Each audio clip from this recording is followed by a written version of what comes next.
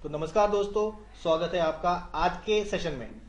तो जैसे कि हम लोग जानते हैं कि हमारे जीवन में पानी का बहुत महत्व है, हमारे एग्जाम पॉइंट ऑफ व्यू से भी पानी का बहुत महत्व है।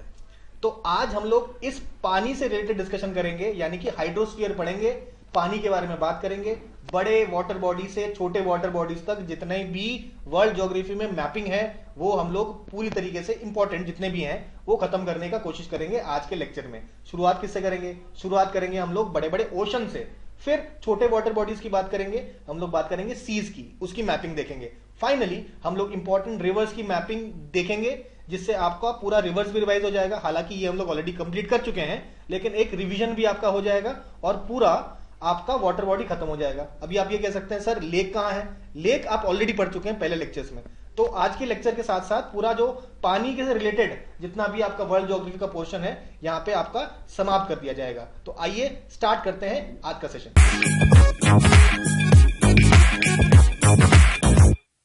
चलिए अब हम लोग कहानी चालू करते हैं हाइड्रोस्फीयर की। तुम्हें पता है एटमॉस्फेयर मतलब हवा, लिथोस्फीयर मतलब जमीन और बचा क्या? पानी। पानी मतलब हाइड्रोस्फीयर। तो हाइड्रोस्फीयर की पूरी चर्चा यहाँ पे इस लेक्चर में करेंगे हम लोग। चलिए स्टार्ट करते हैं। देखिए यहाँ पे हाइड्रोस्फीयर, तो अर्थ को जैसे कि आप लोग ब्लू प्लैनेट बुलाया जाता है। ब्लू प्लैनेट इसलिए बुलाया जाता है क्योंकि इसका 71% पानी है और केवल 29% लैंड है, मतलब पानी से भरा हुआ आपका प्लैनेट है, इसलिए आपका ब्लू प्लैनेट बुलाया जाता है अर्थ को। ठीक है, इसके अब देखिए, अब ये जो पानी है इसका मोस्ट पार्ट तो ओशन है और 97% आपका ओशन है, जो कि सॉल्टी वाटर है, पीने लायक नहीं है, खारा पानी है। और केवल 3% ही है जो पीने लायक है, आपका खारा पानी नहीं है, जो हम लोग पीने के लिए यूज कर सकते हैं। तो इसलिए हमें देखिए स्केर्सिटी ऑफ वाटर है अर्थ में। कहने को तो 71% पानी है, लेकिन हमारे किसी काम का नहीं। हमें तो वो पानी चाहिए जो खारा ना हो, पीने योग्य पानी हो। ठीक है, तो पीने योग्य पानी केवल 3% है और उस पीने योग्य पानी का भी, ठीक है, मोस्ट पोर्शन आपका आइस शीट, यानी कि आपके पोलर रीजन्स में, अर्थ के पोल्स में कुछ ऐसा सारा पानी जो है परमानेंट आइस के फॉर्म में जमा रहता है, ग्लेशियर्स के फॉर्म में जमा रहता है। तो उसको हटा दें तो जो आपका मतलब बहुत छोटा पोर्शन बचता है पानी का, अंडरग्राउंड वाटर, जो हम लोग यूज कर सकते हैं पीने के लिए। ठीक है, तो इसलिए हमारे अर्थ में पानी की हमेशा कमी देखी जाती है। ठीक है, तो ये बात होगी पहली। दूसरी चर्चा चालू करते हैं हम लोग, बात करते हैं ओशंस की। तो पानी के सबसे बड़े जो आपके संग्रह है, ठीक है, वो है हमारे ओशंस, जो कि 97% पानी जिसमें स्टोर होता है। ठीक है, तो ओशंस है 5, जैसा कि हम लोग जानते हैं, Pacific ocean, Atlantic ocean, Indian ocean, southern ocean and Arctic ocean. तो ये 5 ओशन के नाम हम लोग को पता होने चाहिए। सबसे बड़ा जो ओशन है वो हमें पता है पैसिफिक ओशन है, जो कि बेसिकली एक सर्कुलर ओशन है जिसके आसपास सारे कंटिनेंट्स हैं, चाहे वो एशिया ले लीजिए, ऑस्ट्रेलिया ले लीजिए, नॉर्थ अमेरिका ले लीजिए, साउथ अमेरिका ले लीजिए। ठीक है, लार्जेस्ट ओशन जैसा कि हमने बताया, और सबसे डीपेस्ट पॉइंट अर्थ का, ठीक है, दैट इज मराइना ट्रेंच। जो आपका डीपेस्ट पॉइंट है मराइना ट्रेंच, ये आपका पैसिफिक ओशन में ही है। ठीक है, अब ओशन का पानी जो है वो ऐसा तो नहीं स्टेशनरी है। ठीक है, जैसे कि हमको पता है ये कोई नाले के पानी जैसा नहीं है, ये एकदम एक ही जगह रुका हुआ है, ये मूव करता रहता है, चलता फिरता रहता है। और इसको चलने फिरने के लिए कुछ ऐसे फेनोमेना होते हैं जैसे कि टाइड्स, वेव्स। ठीक है, ये फेनोमेना आपको शो होते हैं because of the movement of water, और ओशन करंट, जिसकी चर्चा हम लोग करेंगे आगे जाके। ठीक है, तो ये हमने छोटा सा इंट्रोडक्शन दिया आपके हाइड्रोस्फीयर का। नेक्स्ट बात करते हैं, देखिए पानी और कहां स्टोर होता है। एक होता है कैपिलरी वाटर। कैपिलरी वाटर जब प्रेशर आपका काफी कम हो, यानी कि 0 से 0.33 एटमॉस्फेयर तक का प्रेशर हो, तो आपका ये ग्रेविटी इस पे एक्ट नहीं करती। It's a water that is held in soil pores.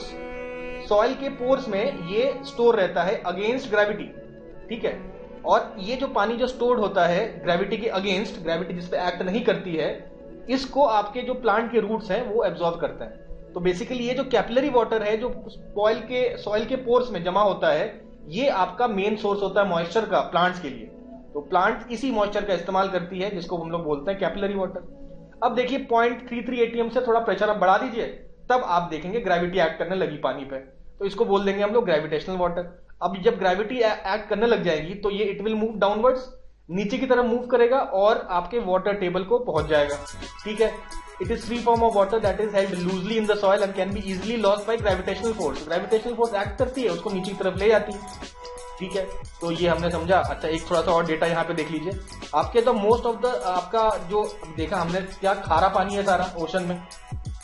ये जो 3% पानी है जो खारा नहीं है, इसको हमने विभाजित किया। ये जो 3% है कौन कौन से सोर्सेस में आपको मिलेगा, ये हम लोग डिस्कस कर रहे हैं। तो ये इस पानी का अबाउट 70%, यानी कि 68.7% टू बी एग्जैक्ट, ये आपका पोलर आइस कैप्स या ग्लेशियर्स में जमा होता है। ठीक है, 30% इसका यानी कि 1/3 आपका अंडरग्राउंड वाटर के फॉर्म में जमा होता है, और इसके अलावा मतलब कुछ सरफेस वाटर में 0.3% है और बाकी आपका 0.9%। तो मेनली समझने वाली क्या बात है, इस पानी का भी केवल 30% यानी कि 1/3 है जो हम लोग यूज कर सकते हैं in the form of underground water. Mostly 70% जो आपका पूरा पानी है वो आपका आइस कैप और ग्लेशियर्स के फॉर्म में स्टोर रहता है, वो भी हम यूज नहीं कर पाएंगे। ठीक है, चलिए अब आते हैं, आगे बढ़ते हैं। तो अब आते हैं हम लोग ओशन पे। जैसा कि आपने बताया, ओशन जो है आपका वेव्स, टाइड्स और ओशन करंट के फॉर्म में मूव करता है। ठीक है, तो ये सारे आपने ओशन डिस्कस किए। आपका पैसिफिक ओशन हमने बताया लार्जेस्ट ओशन है, 1/3 आपका जो लैंड एरिया है पैसिफिक ओशन ही है, सर्कुलर है, डीपेस्ट पॉइंट मरीना ट्रेंच। ठीक है, इसके surrounded by Australia, Asia, north America, south America, ये सब हम लोगों ने पढ़ लिया है पहले ही। अटलांटिक ओशन सेकंड सबसे बड़ा आपका ओशन है। ठीक है, इसका जो कॉन्टिनेंटल स्लोप है ये मैक्सिमम होता है। देखिए कॉन्टिनेंटल स्लोप क्या होता है आगे देखेंगे, इसको थोड़ा सा अभी फिलहाल के लिए मान के रखिए। कुछ होता होगा कॉन्टिनेंटल स्लोप, जो अटलांटिक ओशन का सबसे बड़ा कॉन्टिनेंटल स्लोप होता है। ठीक है, नेक्स्ट बात करेंगे इंडियन ओशन की। तो इंडियन ओशन आपका तीसरा सबसे बड़ा ओशन है, एकमात्र ऐसा ओशन जो किसी कंट्री के नाम पर है, हमारे भारत देश के नाम पर है, इंडियन ओशन। ट्रायंगुलर इसका शेप है। ठीक है, फिर बात करेंगे सदर्न ओशन की। सदर्न ओशन का जो एक्सटेंट है वो 60 डिग्री साउथ तक ये आपको ओशन देखने को मिलेगा आपका सदर्न हेमिस्फीयर में, और इसके बाद आपका अंटार्कटिका वाला रीजन चालू हो जाएगा। ठीक है, ये सदर्न ओशन हो गया। फिर आपका आर्कटिक ओशन, ये आपके नॉर्दर्न हेमिस्फीयर में है। ठीक है, ये आपका आर्टिक सर्कल के ऊपर वाला रीजन, देखिए ये आपका अर्थ है, इसके आर्टिक सर्कल के ऊपर वाला रीजन जो है ये आपका आर्टिक ओशन है सारा। ठीक है, सो अब साउथ में आप देखेंगे अंटार्कटिका है। अंटार्कटिका यहाँ पे दिखेगा। अंटार्कटिका के आसपास वाला रीजन जो है 60 डिग्री तक ये होगा आपका सदर्न ओशन। ठीक है, 60 डिग्री मतलब नीचे होगा ना, ये 60 डिग्री तक, 60 डिग्री के नीचे आपका पूरा ये अंटार्कटिका है, और ये 60 डिग्री के ऊपर वाला रीजन है ये आपका सदर्न ओशन है। ठीक है, आई होप ये बात समझ में आ रही होगी। आगे बढ़ेंगे हम लोग, बात करेंगे बेरिंग स्ट्रेट। अच्छा, यहाँ पे देखिए पैसिफिक ओशन और जो आपका आर्टिक ओशन है, ठीक है, आर्टिक ओशन नॉर्दर्न हेमिस्फीयर में है, और पैसिफिक ओशन और आर्टिक ओशन के बीच में को अलग करने वाला, ठीक है, सॉरी कनेक्ट करने वाला जो आपका वाटर बॉडी है, it is called as Bering Strait. Bering Strait है, चलिए देखिए ये क्या है, आपका रशिया है, ये आपका अलास्का है। ठीक है, इसके बीच में ये पानी का एक बॉडी है। ऊपर देखिए जैसे कि हम जानते हैं आर्कटिक ओशन है। ठीक है, ये आर्कटिक ओशन है, नीचे आपका पैसिफिक ओशन है। तो यहाँ पे देखिए पैसिफिक ओशन आर्कटिक ओशन को जोड़ने वाला जो वाटर बॉडी है that is Bering Strait. Next बात करते हैं बे ऑफ फंडी की। बे ऑफ फंडी देखिए बड़ा इंटरेस्टिंग जगह है। यहाँ पे ये जो आप एरिया देख रहे हैं ये आपका यूएसए है। यूएसए का स्टेट है, एक है मेन, MAINE, और ये देखिए बॉर्डर है, ये लगता है कनाडा। कनाडा के यहाँ दो आपके स्टेट्स हैं, एक है न्यू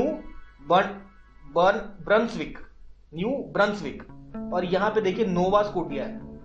ठीक है, अब ये नोवा स्कोटिया और न्यू ब्रंसविक के बीच में देखिए ये वाटर बॉडी आपको दिख रही होगी, इस वाटर बॉडी को बोलते हैं बे ऑफ फंडी। अब ये इंपॉर्टेंट क्यों है समझ लेते हैं। तो ऑब्वियसली बे ऑफ फंडी ये आपका अटलांटिक ओशन का एक इनलेट है कनाडा के अंदर। तो अटलांटिक ओशन देखिए कनाडा के अंदर एंटर कर रहा है ऐसे, और कौन से दो स्टेट्स हैं, नोवा स्कोटिया और न्यू ब्रंसविक के बीच में ये एरिया है, और ये यूएस के जो स्टेट मेन नाम का स्टेट है इसके पास है।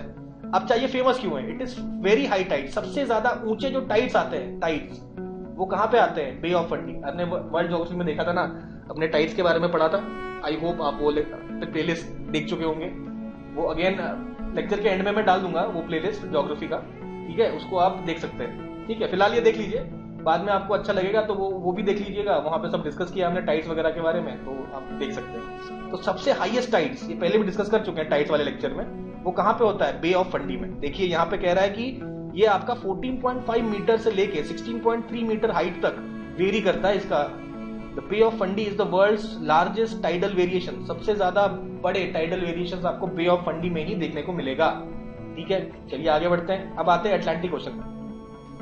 तो ये आपका अटलांटिक ओशन है।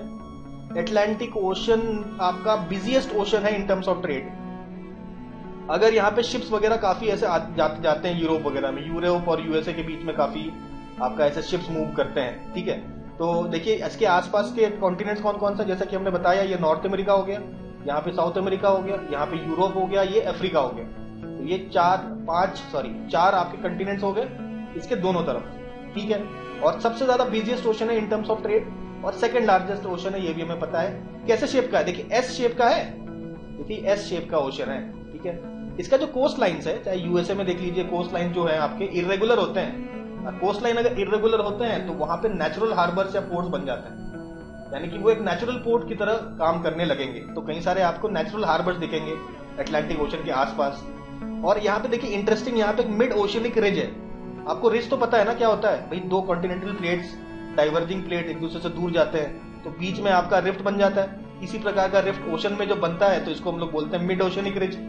ये मिड ओशनिक रिज आपका खोजा गया था इन अटलांटिक ओशन पहली बार, तो वहां से ये जो रिज वाला कंसेप्ट और अच्छे समझ में आया, ठीक है। तो ये इसका टॉप मोस्ट पोर्शन, यहाँ पे देखिए इसके और ऊपर जाएंगे ना तो यहाँ पे आइसलैंड आइलैंड है नॉर्दर्न में, और साउथ में आपका बोवेट आइलैंड है, ये देखिए साउथ अमेरिका में। तो इनके बीच में आपका इतना बड़ा मतलब इसका एक्सपेंशन है, इसका मिड ओशनिक रिज का। आगे बढ़ेंगे हम लोग, बात करेंगे अब इंडियन ओशन की, तीसरा सबसे बड़ा ओशन, नेम्ड आफ्टर कंट्री। तो इसके आसपास देखिए वेस्ट में अफ्रीका दिख गया आपको, यहाँ पे एशिया तो है ही है, नॉर्थ में आपका पूरा इसका एशिया है ना, और ऑब्वियसली इंडिया भी है।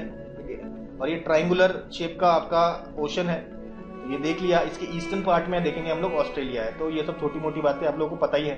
अब बात करते हैं अंटार्कटिका की। ये देखिए अंटार्कटिका, तो अंटार्कटिका के ऊपर आपको कौन सा ये ओशन मिलेगा, सदर्न ओशन, यही तो डिस्कस किया था, अप टू 60 डिग्री साउथ।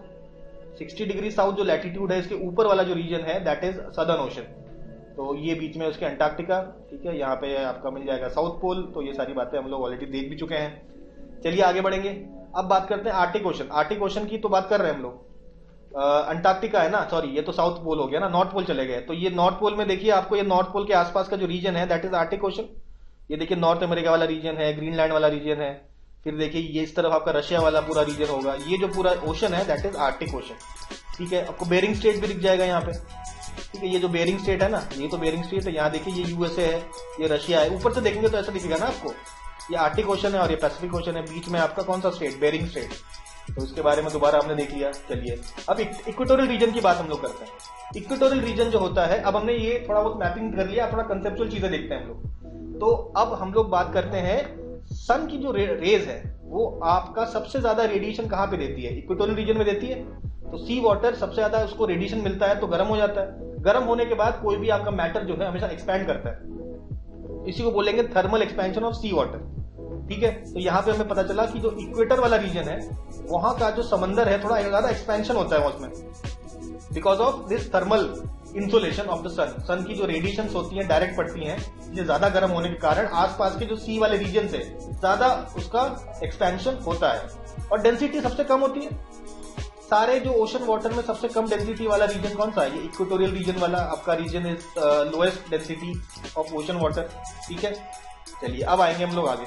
तो आप बोलेंगे देखिए भाई टेम्परेचर ज्यादा होगा तो देखिए एवापोरेशन होता है, लेकिन अब बारिश यहाँ पे बहुत ज्यादा होती है, बहुत ज्यादा आपका रेन वाटर यहाँ पे फॉल करता है, इसलिए इसकी डेंसिटी जो है काफी कम होती है, ठीक है। तो फ्रेश वाटर गिरने की वजह से आपका सॉल्ट वाटर कम है, फ्रेश वाटर ज्यादा है, तो डेंसिटी आपका कम हो जाएगा। सॉल्ट वाटर अगर ज्यादा हो जाएगा तब हम लोग देखेंगे डेंसिटी आपका इंक्रीज कर जाएगा। आगे अभी सैलिनिटी पढ़ेंगे तो और समझ में आएगा हमको और अच्छे से, ठीक है।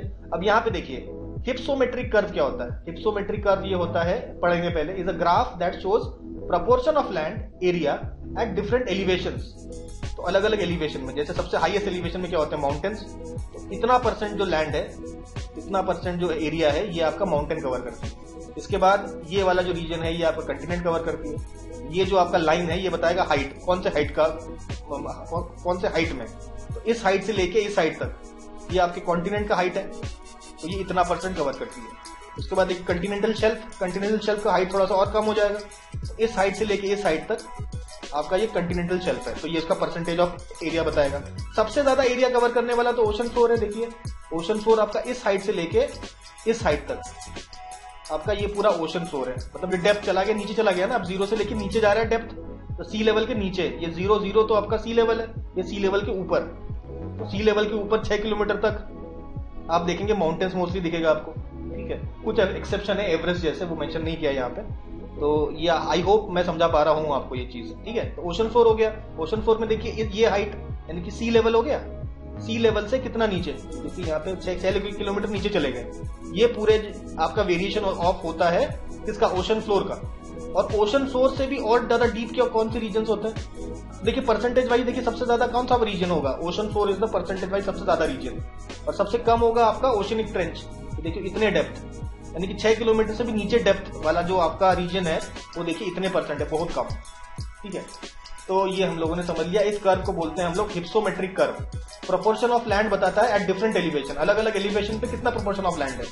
जैसे इस एलिवेशन पे, यहां से लेके इस एलिवेशन तक, ठीक, इस एलिवेशन के बीच में केवल ओशन फ्लोर ही तो है, तो कितने परसेंट है हमें देख के पता चल गया। नेक्स्ट हम लोग बात करते हैं, अभी देखिए ओशन का जो फ्लोर है उसकी मैपिंग की जाती है, तो उसमें पता चलता है ये आपका कंटिनेंट है। फिर देखिए कंटिनेंटल शेल्फ हो गया, अचानक से गिरा ये कंटिनेंटल स्लोप। अब ये स्लोप अचानक से कम होने लग गया। जब ये स्लोप कम होने लग गया तो ये हो गया आपका कॉन्टिनेंटल राइज, ठीक है ना। अब इतने तेजी से स्लोप नहीं गिर रहा है, मतलब स्लोप इसका थोड़ा कम है, इसका स्लोप ज्यादा है। ज्यादा स्लोप वाला रीजन कंटिनेंटल स्लोप है, फिर कम स्लोप वाला रीजन आपका कंटिनेंटल राइज है। अब देखिए प्लेन हो गया, अब स्लोप में कोई वेरिएशन नहीं है, तो इस रीजन को बोलते हैं एबिसिल प्लेन्स। फिर अचानक से कुछ कुछ आपको ऐसे माउंटेन दिखने लग जाएंगे। तो वॉल्केनिक एक्टिविटी तो आपके समुद्र के नीचे भी होती है, उसकी वजह से कुछ आपके माउंटेन वाले पोर्शन भी आपको दिखेंगे, ठीक है। दो कॉन्टिनेंटल प्लेट जब आपस में ऐसे मिलते हैं तो उस एरिया में आपको डीप ट्रेंचेस देखने को मिलेंगे। ओशन के अंदर ऐसे डीप ट्रेंचेस दिखने को मिलेंगे। सबसे ज्यादा डीपेस्ट पॉइंट कौन सा है, मराइना ट्रेंच। ऐसे और भी ट्रेंच है आपका, टोंगा ट्रेंच, कुरीले ट्रेंच, ठीक है। 7% of the ocean floor cover करता है आपका ट्रेंच, यानी कि हिप्सोग्राफिक कर्व में ये वाला जो पोर्शन है ये कितना है, 7%। आई होप मैं समझा पा रहा हूं आप लोगों को। चलिए अब ये बात करेंगे हम लोग नेक्स्ट बात करते हैं हम लोग, देखो कुछ इंपॉर्टेंट मैपिंग। जैसे ये आपका इंडियन ओशन है, इंडियन ओशन के बीच में देखिए ये आपको एक रिज दिखेगा बीच में। रिज हम लोग सब जानते हैं, उसको ज्यादा डिटेल में नहीं दिक्कत जा रहा हूँ। ओशन फोर्स स्प्रेडिंग थ्योरी पढ़ी थी हमने, रिज पढ़ा था ना आपको। तो ये हो गया रिज, यानी कि जो प्लेट्स हैं एक दूसरे से दूर जा रहे हैं इस पॉइंट पे, तो ऐसे रिज फॉर्म कर देते हैं, ठीक है ना। ऐसे रिज आपको एक और दिखेगा इंडिया के पास, ये देखिए 90 डिग्री रिज है, सॉरी 90 ईस्ट रिज, ये भी इंडियन ओशन में है। मिड इंडियन रिज यहाँ भी देखने को मिलेगा। तो ये कुछ रिजेस है इन द इंडियन ओशन, ये हमने यहाँ पे देख लिया। आगे बढ़ते हैं हम लोग, ओशन करेंट्स की बात करते हैं। देखिए ओशन करेंट्स की अगर हम बात करें तो क्या होता है ओशन करेंट्स, समंदर के ऊपर कुछ ऐसा, समंदर का पानी हमेशा मूव करता रहता है, तो उसमें देखा था हमने टाइड भी होता है, आपके वेव्स भी होते हैं, लेकिन कुछ ऐसा वॉल्यूम ऑफ वाटर सरफेस के ऊपर एक पर्टिकुलर डायरेक्शन में मूव करता है, एक पर्टिकुलर पाथ में मूव करता है, कुछ वॉल्यूम ऑफ वाटर, उसको बोलते हैं हम लोग ओशन करंट्स, ठीक है। ये आपका पानी है, ठीक है, ये आपका पानी है। पानी के ऊपर मूवमेंट जो हो रहा है ना, ये किसी एक पाथ और किसी एक डायरेक्शन में होता है समंदर का पानी, इसी को हम लोग बोलते हैं ओशन करेंट्स। अब सवाल ये उठता है ओशन करेंट्स होने के रीजंस क्या हैं। तो 4 बेसिक रीजंस बताए गए हैं आपके for ocean currents to move. सबसे पहला बताया गया हीटिंग बाय सोलर एनर्जी। हमने कहा था सोलर एनर्जी की वजह से हीटिंग होती है, पानी एक्सपैंड करता है इक्वेटर के रीजन में। तो ओशन वाटर जो है करीबन 8 सेंटीमीटर उसका हाइट इंक्रीज कर जाता है। अब 8 सेंटीमीटर हाइट इंक्रीज कर जाएगा, देखिए ये वाला पोर्शन 8 सेंटीमीटर ऊपर है, ये वाला नीचे है, तो अभी पानी का फ्लो इस तरीके से बन गया, एक ग्रेडियंट फॉर्म हो गया, पानी ऐसे फ्लो करेगा। तो देखिए ये जो हीटिंग ऑफ सोलर एनर्जी की वजह से जो आपका एक्सपेंशन हो रहा है उसकी वजह से ग्रेडियंट फॉर्म हो रहा है, जिसकी वजह से पानी मूव कर रहा है, क्योंकि एक फोर्स लग रहा है उस पर, ग्रेविटी का फोर्स।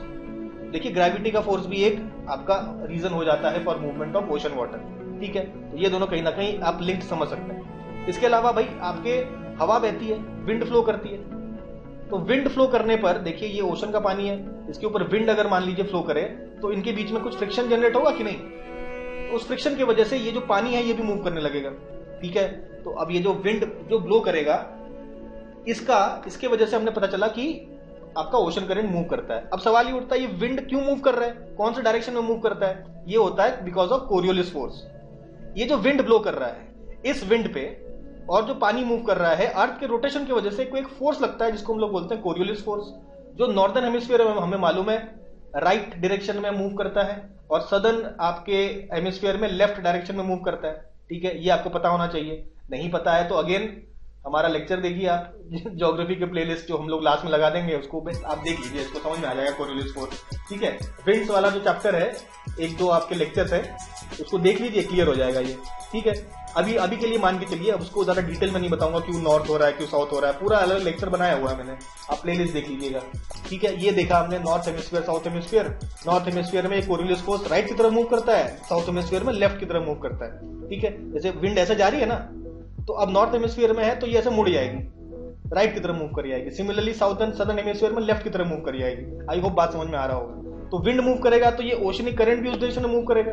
तो these are the 4 reasons: heating, gravity, winds blowing and Coriolis force. ठीक है, तो इन सब फोर्सेस की वजह से देखिए इस प्रकार के कभी कभी सर्कुलर करंट्स फॉर्म हो जाते हैं, जिसको बोलते हैं गायर्स, GYRES। ठीक है, तो आई होप इतनी बात हम लोग समझ गए होंगे।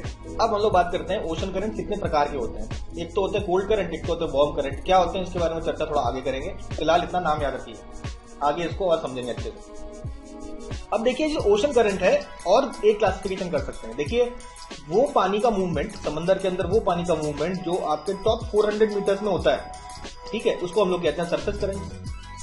और जो बाकी समंदर में भी तो पानी मूवमेंट हो रहा होगा, ठीक है, यानी कि सरफेस के काफी नीचे, तो डीप वाटर में, होने वाले जो करंट्स है वो कम से कम 90% करंट तो यही है, और केवल 10% करंट आपके सरफेस करंट्स हैं जो सबसे ऊपर के 400 मीटर में होते हैं। जैसे आप ये डायग्राम में देख सकते हैं, ये देखिए ऊपर एक करंट मूव कर रहा है, तो ये वाला जो मूवमेंट है दिस इज सरफेस करंट। लेकिन जो नीचे हो रहा है, नीचे जो पानी का मूवमेंट इस प्रकार से सर्कुलेट कर रहा है, तो ये तो पानी के नीचे हो रहा है ना, इसको बोलेंगे हम लोग डीप वाटर करंट्स। 90% करंट सारे ऐसे ही होते हैं। ठीक है, और ये हो क्यों रहा है? देखिए सरफेस करंट तो हम कह सकते हैं, ये जो 4 रीजन हमने बताया आपके, हीटिंग, विंड ब्लोइंग, ग्रेविटी, ये सारे रीजन हो सकते हैं। लेकिन जो डीप वाटर में मेनली 2 रीजन ही होते हैं, एक तो ग्रेविटी और डेंसिटी का डिफरेंस। डेंसिटी का डिफरेंस मतलब जो भारी होगा वो नीचे की तरफ मूव करने लग जाएगा, और उस पर ग्रेविटी ऐड करेगी तो नीचे की तरफ मूव करेगा। ठीक है, तो ये 2 बातें हमको समझ में आई। अब हम लोग बात करते हैं वार्म करंट और कोल्ड करंट की। चलो अच्छे से देखेंगे। देखिए ये हमारा पृथ्वी है, ऑब्वियसली ये जो रीजन है ये बहुत गर्म रीजन है, यानी कि इक्वेटर का रीजन है, या सबसे ज्यादा आपका सूरज की रोशनी गिरती है, सोलर इंसोलेशन गिरता है तो पानी गर्म हो जाता है। ठीक है, ये है आपके पोल्स। यहाँ पे सूरज की रोशनी बिल्कुल स्लांट गिरती है, तो यहाँ मोस्टली आपका ठंडा रहता है। तो अब देखिए पृथ्वी में अगर आपके ठंडे रीजन से कोई करंट आ रहा है गर्म रीजन की ओर, तो वो उसको बोलेंगे हम लोग कोल्ड करंट। यानी कि जिस रीजन में आ रहा है, यानी उसका जो ओरिजिन पॉइंट है, वो ओरिजिन पॉइंट जिस पॉइंट पे वो अभी है उससे ज्यादा ठंडा है। तो जिस पॉइंट में है उन लोगों को क्या लगेगा कि अरे तो कोल्ड, ये तो आपका करंट ठंडा है, हमारे नॉर्मल इस समय के जो टेम्परेचर से ज्यादा ठंडा आपका करंट है। उसी तरीके से अगर इक्वेटर के रीजन से पोल की तरफ कोई करंट मूव कर रहा है तो उसको हम लोग बोलेंगे वार्म करंट। क्यों? जो ओरिजिन प्लेस है दैट इज हॉट, तो जिस रीजन में वो जा रहा है वो रीजन ओरिजिन से कंपैरिजन से क्या होगा, थोड़ा सा कोल्ड होगा। तो उस रीजन में उनको क्या लगेगा, ये जो पानी है गर्म आ रहा है। ठीक है, सारा गेम तो आपका रिलेटिविटी का है ना। ठीक है, ठंडा गर्मी क्या होती है, ठंडी गर्मी कुछ नहीं होती, रिलेटिव होती है। ठीक है, हमारा जो सिचुएशन है उससे अगर ज्यादा गर्म है तो हम कहते हैं कि गर्मी है, और हमारा जो टेम्परेचर है उससे अगर ठंडा है तो हम कहते हैं कोल्ड है। तो ये हम लोग को समझना है। अब देखिए समझना बड़ा आसान हो जाएगा, नाम सब याद कर सकते हैं हम लोग।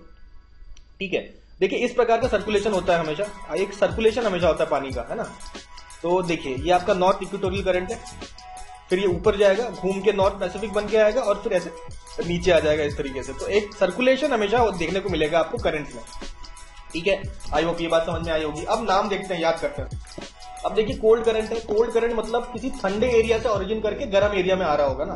तो ये देखिए ईस्ट ग्रीनलैंड करंट हो गया, पोल से आ रहा है ना, ग्रीनलैंड के आसपास फ्लो कर रहा है, तो ये कोल्ड करंट होगा क्योंकि पोल से इक्वेटर की तरफ आ रहा है। सिमिलरली यहाँ पे लैब्राडोर करंट आप देख सकते हैं, कनाडा के आसपास ये कोल्ड करंट आपका आ रहा होगा। ठीक है, दोनों ही कोल्ड करंट यहाँ पे देखिए ईस्ट ग्रीनलैंड और लैब्राडोर पोल से आ रहा है। और देखिए एशियन रीजन में आ जाएंगे तो देखिए आपका ये जापान के पास ये ओयाशियो आता है। ठीक है, ओयाशियो, तो Oyashio is a cold current. देखिए कोल्ड में ओ फॉर ओयाशियो। ठीक है, तो एक कुरोशियो भी होता है, तो वो नहीं देखना। ओ से कोल्ड में ओ है ना, तो ओयाशियो याद रखिए is a cold current.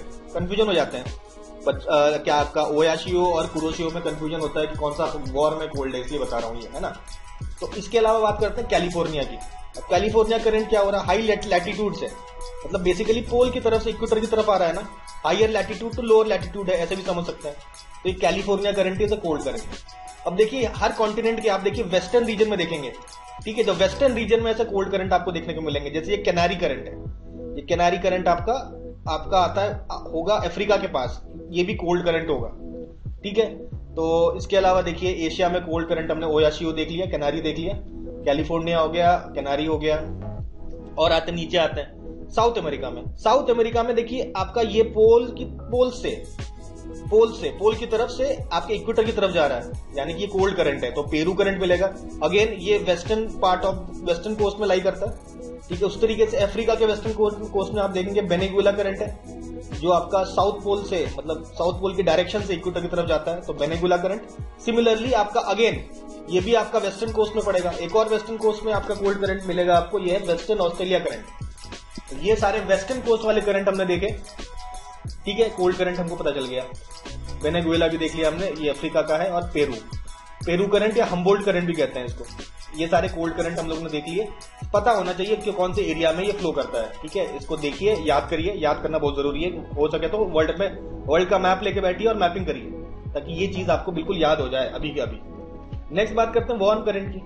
Warm current क्या होगा, इक्वेटोरियल रीजन से पोल की तरफ जाएगा, यानी कि लोअर लैटिट्यूड से हायर लैटिट्यूड की तरफ जाएगा। तो ऐसे करंट हमको देखने को मिलेंगे। देखिए पहले यहां देखा अलास्का, ये लोअर लैटिट्यूड है ना, लोअर लैटिट्यूड से हायर लैटिट्यूड की तरफ जा रहा है, यानी कि गर्म रीजन से और ठंडे रीजन की तरफ जा रहा है, तो ये वार्म करंट है। ये कंफ्यूजन नहीं होना, देखिए ये तो ठंडे इलाके में ही है तो कोल्ड करंट होना चाहिए, तो ऐसी भावनाएं मत रखिए कि आप देखिए किस डायरेक्शन में जा रहा है। अगर वार्म रीजन से, जैसे ये वार्म रीजन से कोल्ड रीजन की तरफ आपका जा रहा है, तो उसे वार्म करंट कहेंगे, जैसे कि अलास्का करंट हमने बताया। और देखिए वार्म करंट में आपका ये आपका गल्फ स्ट्रीम फ्लो कर रहा है, ये आपके ईस्टर्न कोस्ट में पड़ेगा। गल्फ स्ट्रीम इस तरीके से जा रहा है, और गल्फ स्ट्रीम फिर नॉर्थ अटलांटिक ड्रिफ्ट बनता है और फिर कन्वर्ट हो जाता है नॉर्वेजियन करंट में, तो ये भी वार्म करंट है। क्यों, ये गल्फ स्ट्रीम ले लीजिए या नॉर्वेजियन करंट ले लीजिए, ये आपका लोअर लैटिट्यूड से हायर लैटिट्यूड की तरफ जा रहा है, तो कोल्ड करंट है, ठीक है। तो ये हमने देखा, नॉर्वेजियन देख लिया हमने, और नॉर्वेजियन के अलावा गल्फ स्ट्रीम भी हमने यहाँ पे देख लिया। चलिए अब जापान की तरफ जाते हैं, एशिया की तरफ। इतना बड़ा लैंड मास, और यहाँ पे देखिए आप, ये आपका कुरोशियो है। कुरोशियो आपका अगेन लोअर लैटिट्यूड से इक्वेटोरियल रीजन से हायर लैटिट्यूड की तरफ जा रहा है, तो ऑब्वियसली ये भी वार्म करंट है। देखिए जापान के पास इस तरीके से मूव कर रहा है। देन ये अब तो नॉर्दर्न हेमिस्फीयर खत्म कर लिया, आप सदर्न हेमिस्फीयर में आइए। सदर्न हेमिस्फीयर में आप देखेंगे, ये देखिए आपका ये ब्राजील करंट आप देख सकते हैं, इक्वेटर से पोल की तरफ आ रहा है। इसके अलावा देखिए आपका एशिया के साइड इंडियन ओशन में आपका एगुलास और मोजाम्बिक दोनों करंट आपके देखिए, ये आपका मेडागास्कर के दोनों तरफ, ये वेस्टर्न साइड ऑफ मेडागास्कर से आपका निकल रहा है क्या, एगुलास, और ईस्टर्न साइड ऑफ मेडागास्कर से निकल रहा है मोजाम्बिक, ठीक है। इसके अलावा देखिए ईस्टर्न ऑस्ट्रेलियन आपका करंट है, this is also a warm current. I hope सारे वार्म करंट हम लोग को अब याद हो गए होंगे। नेक्स्ट आते हैं हम लोग आगे, बात करेंगे हम लोग सलाइनिटी की। वार्म करंट हो गया हमने, अब आते हैं हमारे समंदर में कुछ सॉल्ट डिजॉल्व रहता है ना, कुछ डिजॉल्व मिनरल्स रहता है, सॉल्ट रहता है, तो इसके वजह से आपका जो पानी हो जाता है खारा पानी हो जाता है। तो सी वाटर का पानी खारा क्यों है, because of dissolve mineral and salt, ठीक है। अब कहाँ सलाइनिटी ज्यादा है, कहाँ कम है, ये कुछ देखिए फैक्टर्स पे डिपेंड करती है। पहली चीज तो एवापोरेशन और प्रेसिपिटेशन। मान लीजिए पानी है, ठीक है, इसमें ऑब्वियस कुछ सॉल्ट डिजॉल्व है। अब इसका पानी अगर एवापोरेट कर जाए तो सॉल्ट तो एवापोरेट करता नहीं है, सॉल्ट तो यहीं रह जाएगा। तो एवापोरेशन के कारण आपका जो सलाइनिटी बढ़ेगी कि घटेगी, ऑब्वियसली सलाइनिटी बढ़ेगी, क्योंकि परसेंटेज आपका बढ़ जाएगा। जैसे कि लेटर से ये आपका पानी है, लेटर से 1 लीटर 1000 ml का पानी है, ठीक है। 1000 ml के पानी में आपका लेटर से 50 ग्राम सॉल्ट डिजॉल्व है, तो इसका सलाइनिटी बेसिकली 50 ग्राम अपॉन 1000 ml हो जाएगा ना, ये होगी सलाइनिटी। अब देखिए पानी उड़ गया, लेटर से आधा पानी उड़ गया, तब भी 50 ग्राम ही सॉल्ट है, लेकिन अब ये हो जाएगा 500 ml। तो सलाइनिटी की जो वैल्यू है ये आपकी यहाँ पे इंक्रीज होगी। ये होता है आपका पूरा सलाइनिटी। हम जानते हैं डिनोमिनेटर अगर कम हो जाएगा तो पूरी वैल्यू आपकी इंक्रीज करती है हमेशा। तो याद रखिए पानी जब सूख जाएगा तो और ज्यादा खारा पानी हो जाएगा, ऐसे समझिए। तो एवापोरेशन की वजह से सलाइनिटी इंक्रीज करती है। वहीं अगर प्रेसिपिटेशन हो जाए, यानी कि समंदर में बरसात हो जाए, बरसात हो जाए ये 1 लीटर से फिर 1.5 लीटर हो जाएगा, सॉल्ट अभी भी उतना ही है, तो ऑब्वियसली इससे आपका सलाइनिटी आपका डिक्रीज करेगा। आई होप बात समझ में आ रही होगी। सिमिलरली बारिश हो जाए तो सलाइनिटी कम हो जाए। अच्छा, ये जो रिवर वाटर होता है, रिवर वाटर खारा पानी होता है क्या? नहीं, खारा पानी नहीं होता है। तो रिवर वाटर अगर ड्रेन करता है फ्रेश वाटर आपका सी में, तो भी सलाइनिटी डिक्रीज करती है, ठीक है। उसके अलावा विंड आपका मूवमेंट ऑफ वाटर करता है, समंदर के ऊपर आपका ट्रांसफर ऑफ वाटर कौन कर रहा है? विंड कर रहा है ना, तो उसकी वजह से भी कुछ कुछ चेंजेस आते हैं आपके सलाइनिटी में। इसके अलावा ओशन करेंट्स की वजह से भी सलाइनिटी में डिफरेंस आपको देख सकते हैं। इसके अलावा देखिए टेम्परेचर और डेंसिटी का भी काफी इंपैक्ट होता है सलाइनिटी पे, ठीक है। चलिए, अब सबसे ज्यादा सलाइनिटी कहाँ पे है? देखिए लेक, वैन, ये सब पढ़ चुके हैं। सेकंड नंबर पे आपका डेथ सी जो हमने देखा था कि सबसे लोएस्ट पॉइंट है of the world, lowest point of the world, ठीक है। इसके अलावा आपका ग्रेट सॉल्ट लेक यूएसए का सबसे ज्यादा आपका सलाइन रीजन है। ये सब हम लोग ऑलरेडी डिस्कस कर चुके हैं, एक बार रिवाइज हो गया यहाँ पे फिर से। अच्छा, अब आपसे बोला जाएगा कि देखिए बे ऑफ बंगाल का सलाइनिटी ज्यादा होता है कि अरेबियन सी का ज्यादा होता है? तो आप कहेंगे देखिए अरेबियन सी का ज्यादा होता है, क्योंकि अरेबियन सी में हाई एवापोरेशन रेट है, और एक और रीजन है बे ऑफ बंगाल में नदियां ज्यादा गिरती हैं, है ना। इंडिया की जो नदियां हैं मोस्टली क्या बे ऑफ बंगाल में तो गिरती हैं, तो ज्यादा फ्रेश वाटर का इंटेक होता है बे ऑफ बंगाल में, इसलिए सलाइनिटी कम है। और एवापोरेशन भी इसका एक बहुत बड़ा रीजन है।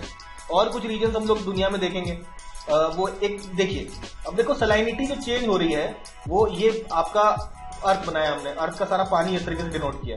तो देखिए आपका हॉरिजॉन्टल डिस्ट्रीब्यूशन भी हो सकता है। हॉरिजॉन्टल मतलब एक जगह से दूसरी जगह में क्या क्या डिस्ट्रीब्यूशन है। एक होता है वर्टिकल डिस्ट्रीब्यूशन, यानी कि ऊपर से डेप्थ जैसे जैसे बढ़ाते चले जाएंगे तो उसकी वजह से सलाइनिटी में क्या क्या चेंजेस आएंगे, एक तो ये हो गया। तो दोनों ही देखेंगे। सबसे पहले देखिए हॉरिजॉन्टल डिस्ट्रीब्यूशन की बात करते हैं, यानी कि एक जगह से अगर हम दूसरे जगह में ऐसे शिफ्ट हो रहे हैं तो अलग अलग जगह का सलाइनिटी अलग अलग होता है, उसके बारे में चर्चा करते हैं, ठीक है। तो नॉर्मल जो ओशन में आपका सलाइनिटी होता है 33 टू 37 पीपीटी। ये पीपीटी क्या होता है? पावर पॉइंट प्रेजेंटेशन तो नहीं है? नहीं, बिल्कुल नहीं है। ये आपका है पार्ट्स पर थाउजेंड होता है आपका पीपीटी। नॉर्मली आपका ओशन का जो वाटर है वो 33 से 37 पीपीटी के बीच में रहता है, ठीक है। तो मतलब मैक्सिमम लिमिट उसका 37, मिनिमम उसका 33, ठीक है। और ये जो आपका 37 जो आपका पार्ट्स पर 1000 है, ये कहाँ आपको देखने को मिलेगा? ये अगर आपका वर्ल्ड है तो वर्ल्ड, ये आपका 0 डिग्री लैटिट्यूड लॉन्गिट्यूड हमने बना लिया, तो 20 degree north to 30 degree north, तो 20 degree north to 33 degree north, ये एक रीजन हो गया। और 20 degree west to 60 degree west, देखिए ये 20 degree west to 60 degree west. तो ये जो बीच वाला रीजन है, ये वाला जो रीजन है, ये इसमें सबसे ज्यादा आपका सलाइनिटी देखने को मिलती है। अच्छा, कभी कभी सलाइनिटी बढ़ के 70 पीपीटी भी हो जाती है। कहाँ पे? ऑब्वियसली जहाँ पे एवापोरेशन बहुत ज्यादा होगा। कहाँ पे ज्यादा होगा? जहाँ भी हॉट और ड्राई रीजन होगा ना, वहां पे आपका एवापोरेशन ज्यादा होगा। हम जानते हैं एवापोरेशन अगर ज्यादा होगा तो आपका सलाइनिटी भी आपका ज्यादा होता है। इसके अलावा रेड सी की सलाइनिटी भी काफी ज्यादा है, आपका 41 पीपीटी के आसपास है रेड सी की सलाइनिटी। उसके बाद आपका एस्चुरीज और आर्टिक वेरी कर जाता है। कैसे? देखिए ये आर्टिक रीजन की अगर हम बात करें, इसमें ये होता है कि मान लेते हैं गर्मी का सीजन है, सॉरी सर्दी का सीजन है, सर्दी के सीजन में सारा बर्फ जम गया। अब जैसे पानी से तो बर्फ जमेगा, जैसे आपका पानी है, पानी ये है, ठीक है ना। अब जैसे इसमें बर्फ जमा दिया हमने, तो इसका बहुत सारा रीजन देखिए ऐसे बर्फ जम गया। तो बचे हुआ पानी में आपका जो, ऐसा तो नहीं है बर्फ के अंदर आपका सॉल्ट नहीं होता, ठीक है। ये प्योर जो वाटर है आपका, जो आपका फ्रेश वाटर है, ये आपका बर्फ में कन्वर्ट हो गया, तो आपका पानी कम हो गया ना, और सॉल्ट बढ़ गया। मतलब सॉल्ट तो उतना ही है, लेकिन अमाउंट ऑफ वाटर तो डिक्रीज हो गया, वो बर्फ बन गया। तो जब ऐसा विंटर का सीजन आता है तो बर्फ बनने के कारण आपका जो सलाइनिटी है, आपका सलाइनिटी काफी ज्यादा हाई हो जाती है। लेकिन जब गर्मी पड़ने के बाद ये आइस दोबारा से मेल्ट कर जाता है तो सलाइनिटी अगेन ड्रॉप कर जाता है, काफी कम हो जाता है सलाइनिटी, ठीक है। तो यही चीज यहाँ पे बताई गई है। अब बात करते हैं, देखिए कुछ रीजन्स की बात करेंगे यहाँ पे। नॉर्थ सी की सलाइनिटी ज्यादा है कम है? तो हाई सलाइनिटी है। क्यों?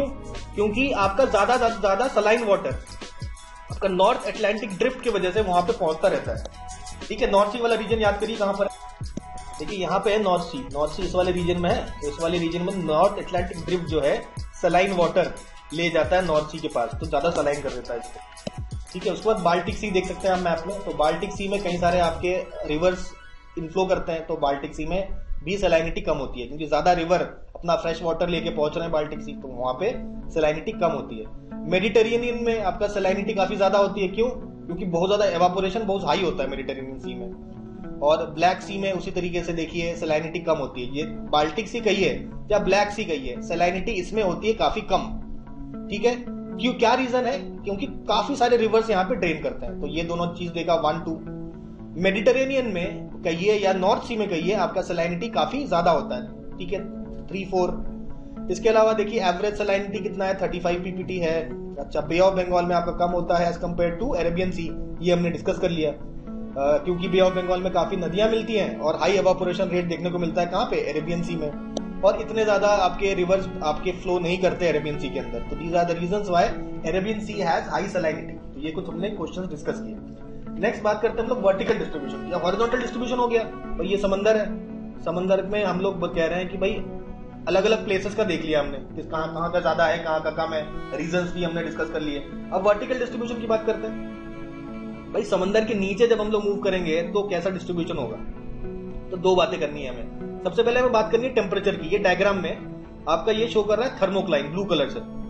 ठीक है, तो देखिए आपका टेम्परेचर जो है एट सरफेस करीबन ऐसे ही होगा 21 के आसपास, 20 पॉइंट समथिंग के आसपास। फिर धीरे धीरे देखिए बहुत तेजी से डिक्रीज किया स्टार्टिंग में। मतलब पहले 1 किलोमीटर डेप्थ में देखिए टेम्परेचर बहुत तेजी से ऐसे डिक्रीज कर रहा है, बहुत तेजी से डिक्रीज कर रहा है। ये आपका थर्मोक्लाइन जोन है, यहाँ पे आपका टेम्परेचर बहुत तेजी से डिक्रीज करता है। और उसके बाद करीबन 1.2 किलोमीटर के बाद का जो पूरा रीजन है, अब देखेंगे टेम्परेचर एकदम कांस्टेंट एक तरीके से हो गया। थोड़ा बहुत चेंजेस है, लेकिन ये चेंजेस कितना है, केवल इतना ही तो है।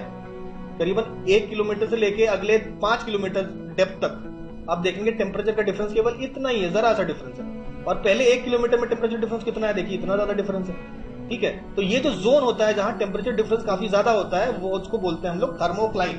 ठीक है, चलो थर्मोक्लाइन की बात यहाँ पे हम लोग समझ चुके हैं। अब हम लोग आते हैं हमारे सैलिनिटी। अब हम लोग बात करते हैं एक और कॉन्सेप्ट की, जिसको बोलते हैं हेलोक्लाइन। हेलोक्लाइन ये रीजन होता है, एक जोन होता है जहां पे, यहाँ देखिए सैलिनिटी कहाँ पे 8 के आसपास है। ठीक है, तो अब जैसे ये आपका अच्छा ये तो टेम्परेचर बता रहे हैं ना, नीचे सैलिनिटी यहाँ देखेंगे हम लोग, डेंसिटी आपका बताया जाएगा। ठीक है, तो डेंसिटी आपका बिल्कुल सरफेस पे तो करीबन इतना है 0.25 के आसपास, 1.025 के आसपास। उसके बाद देखिए जैसे जैसे हम लोग नीचे जा रहे हैं ना, समुद्र के नीचे जा रहे हैं, सी के नीचे जा रहे हैं, आपका ये जो सैलिनिटी है धीरे धीरे इंक्रीज कर रहा है और काफी तेजी से इंक्रीज कर रहा है। लेकिन एक पॉइंट के बाद ये पूरा कांस्टेंट हो जाता है, पूरा कांस्टेंट हो जाता है। तो ये जो पूरा जोन है, जिस जोन में आप देख रहे हैं कि आपका जो सैलिनिटी काफी ज्यादा तेजी से इंक्रीज कर रहा है, उसको हम लोग क्या बोलते हैं? उसको बोलते हैं हेलोक्लाइन। देखिए halocline is a layer in the ocean where salinity increases sharply with depth. Depth के साथ बहुत तेजी से इंक्रीज कर रहा है, उसके बाद कांस्टेंट हो गया। The increasing salinity increases in the density of water. अच्छा, अब देखिए सैलिनिटी कैसे देख रहे हैं लोग, डेंसिटी ऑफ वाटर से देख रहे हैं। ऑब्वियसली पानी के अंदर, अब ये पानी, इसमें कोई सॉल्ट नहीं है, लेकिन ज्यादा सॉल्ट मिला देंगे तो क्या इसकी डेंसिटी ज्यादा हो जाएगी? बिल्कुल ज्यादा हो जाएगी। तो जैसे जैसे हम लोग सैलिनिटी इंक्रीज करते हैं, डेंसिटी इंक्रीज कर रहा है। तो सैलिनिटी इंक्रीज मतलब डेंसिटी ज्यादा। तो हम कह सकते हैं डेप्थ पे जाने के बाद जो डेंसिटी है वो ज्यादा हो जाती है और सरफेस पे कंपैरेटिवली आपका डेंसिटी आपकी कम रहती है। ठीक है, अच्छा इसका बहुत बड़ा रीजन क्या है? ठीक है, अब देखो पढ़ लेते हैं एक बार। Salinity usually increases with depth के साथ आपका इंक्रीज करेगी। And there is a distinct zone called halocline where salinity increases abruptly. तो ये आपका हेलोक्लाइन है जहां पे आपका सैलिनिटी बहुत तेजी से इंक्रीज कर रहा है, उसके बाद आपका कांस्टेंट हो जाता है लगभग। लेकिन डेप्थ में हम देखते हैं सैलिनिटी आपकी ज्यादा है, क्योंकि डेंसिटी ज्यादा है ना। डेंसिटी बराबर सैलिनिटी, डेंसिटी ज्यादा मतलब ज्यादा आपका सॉल्ट की वजह से डेंस हो रहा है, ज्यादा सॉल्ट वहां पे डिसॉल्व है। ठीक है, तो lower saline water remains above and higher saline dense water. अच्छा, रीजन ये भी है, अगर डेंसिटी ज्यादा होगी तो आपका पानी ऑटोमेटिकली नीचे की तरफ जाएगा कि नहीं जाएगा?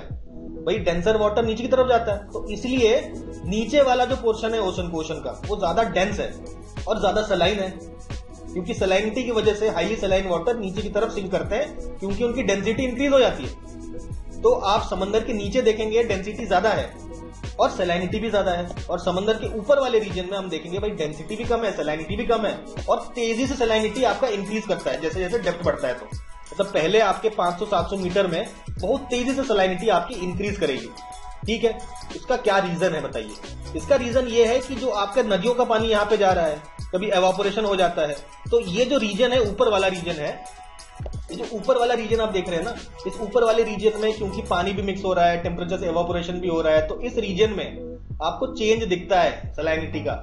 ठीक है, सीजन बदल रहे हैं, गर्मियों का सीजन आ रहा है तो सलाइनिटी बदल गई, और विंटर का सीजन आया तो बर्फ जम गया, सलाइनिटी अचानक से बढ़ गई। तो ये सारी चीजें टॉप मोस्ट पोर्शन पे होती है, नीचे वाले रीजन में ऐसा कुछ नहीं है। ठीक है, सरफेस ऑफ द सी, ठीक है, सरफेस ऑफ द सी में आपका सलाइनिटी डिक्रीज भी करता है।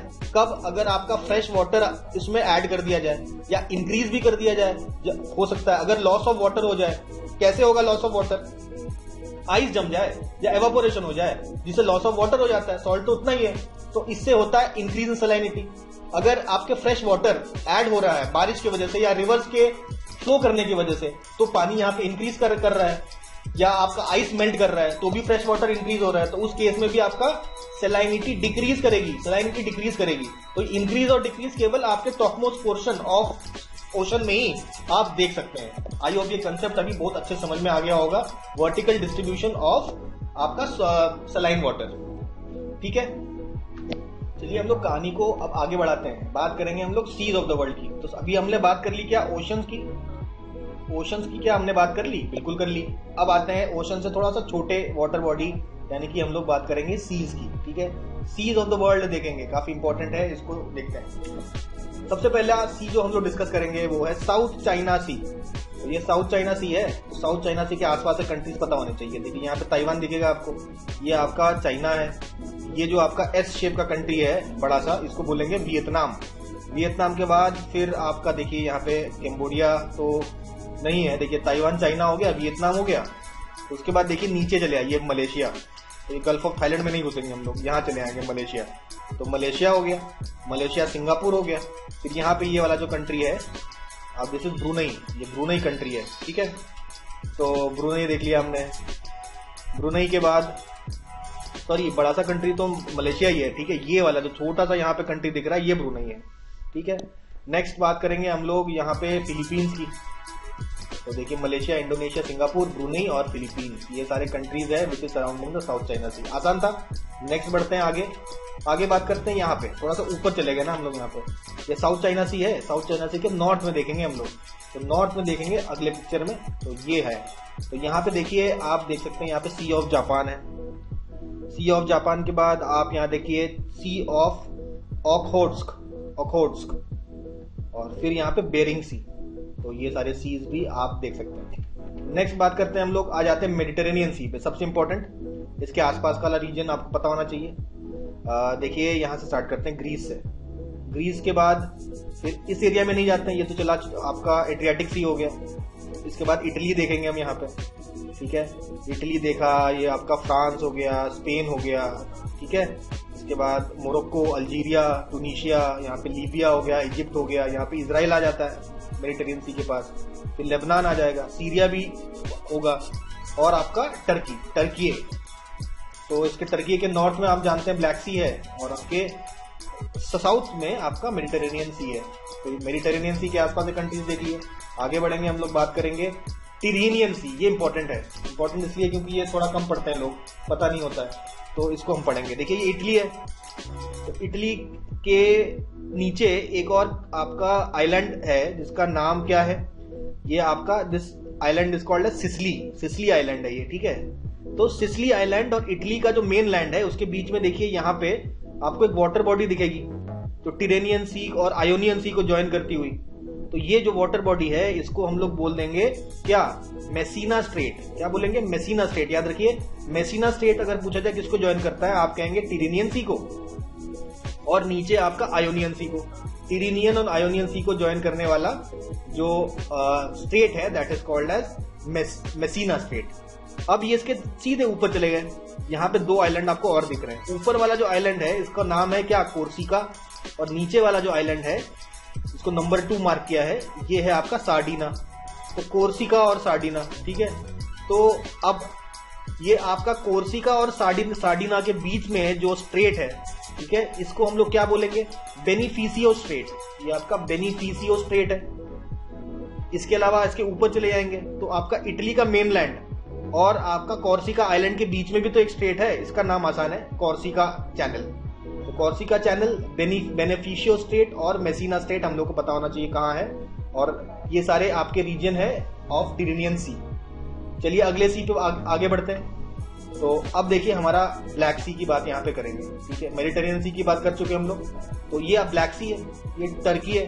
टर्की के आसपास के कंट्री सारे देखेंगे हम लोग। सबसे पहला कंट्री है आपका सीरिया, सीरिया के बाद दूसरा कंट्री है आपका इराक, ठीक है। इराक के बाद ये तो साउथ की कंट्रीज हो गए, इसके बाद आते हैं ईरान में, तो ये ईस्टर्न रीजन में आपका ईरान होगा, फिर आपका अर्मेनिया, तो तीसरा कंट्री ईरान, चौथा कंट्री अर्मेनिया, पांचवा कंट्री जॉर्जिया, ठीक है। नॉर्थ में तो आपका ब्लैक सी हो गया। जॉर्जिया के बाद आपका सिक्स कंट्री आपका हो जाएगा कौन सा, बल्गेरिया। 7th कंट्री हो जाएगा आपका ग्रीस।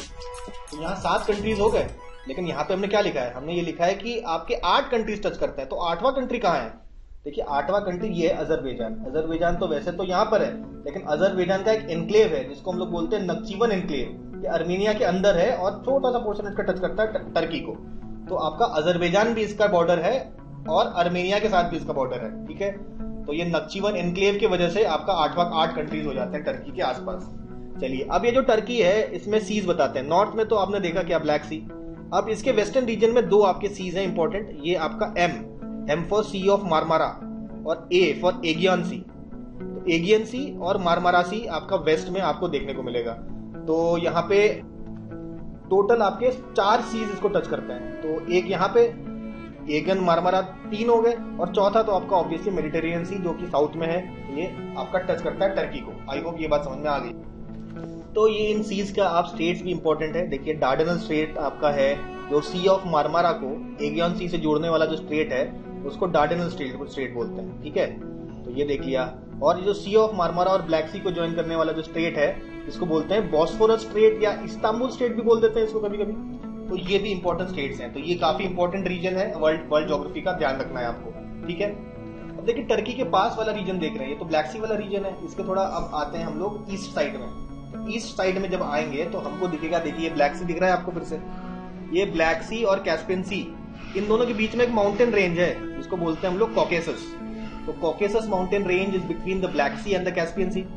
तो कॉकेसस के नीचे आपका ये जो कंट्री है दैट इज जॉर्जिया, और जॉर्जिया और रशिया को एक प्रकार से डिफरेंशिएट करने वाला माउंटेन रेंज है कॉकेसस।